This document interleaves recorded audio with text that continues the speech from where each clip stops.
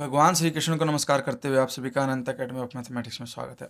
Top 100 questions of 10th class की list में question number 13th। इसमें यह है कि P and Q are the points with coordinates 2, -1 and -3, 4। Find the coordinates of the point R such that PR is 2/5 of PQ। तो सबसे पहले तो आप एक लाइन ड्रॉ करिए ऐसे, ये P है और ये Q है, बीच में कहीं हमने R ले लिया। P के हमें कोऑर्डिनेट गिवन है 2, -1 और Q के हमें कोऑर्डिनेट गिवन है -3, 4। R के कोऑर्डिनेट हमें फाइंड आउट करना है, ठीक है। उसे मैं x, y मान लेता हूँ। अब सबसे पहले तो ये कि एक तो सेक्शन फॉर्मूला लगेगा। सेक्शन फॉर्मूला भी तब लगा सकते हैं जब हमें रेशियो पता हो। अब रेशियो निकालने के लिए हम क्या करेंगे, देखो PR इज 2/5 ऑफ PQ, यानी कि हमें क्या गिवन है, जो PR है वो 2/5 ऑफ PQ है, ठीक है। नेक्स्ट स्टेप में 5 को तो इधर ले जाओ, 5PR, यानी कि जो 5 थे इधर आके PR से मल्टीप्लाई हो गया ट्वाइस।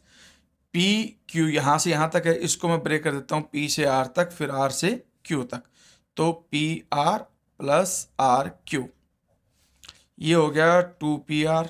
ब्रैकेट ओपन करो, 2 का अंदर मल्टीप्लाई करो, 2RQ। इधर आपका लेफ्ट में PR है, ये 2PR है, तो ये लेफ्ट में ले जा करके 5PR में से माइनस कर दो, -2PR is equal to 2RQ। Now 5PR minus 2PR, 5 minus 2 is equal to 3PR, which is equal to 2RQ। अब आप क्या करोगे, PR के अपॉन में तो RQ ले आओ और 3 को उधर ले जाओ, तो आपके पास रेशियो आ जाएगी PR, उसके अपॉन में ये RQ आ जाएगा, इधर इक्वल में 2 है ही, और ये 3 इसके अपॉन में जा करके 2/3, यानी कि आपके पास PR जो है और RQ की रेशियो जो है वो आ गई 2:3, यानी कि जो 2 है वो M1 आ गया और जो 3 है वो M2। आपके पास ये जो 2 वैल्यू है ये X1, ये Y1, इधर ये X2 और ये Y2। अब आपके पास सेक्शन फॉर्मूला जो होता है उसमें x का फॉर्मूला ये होता है M1 X2 plus M2 X1 divide में M1 प्लस M2।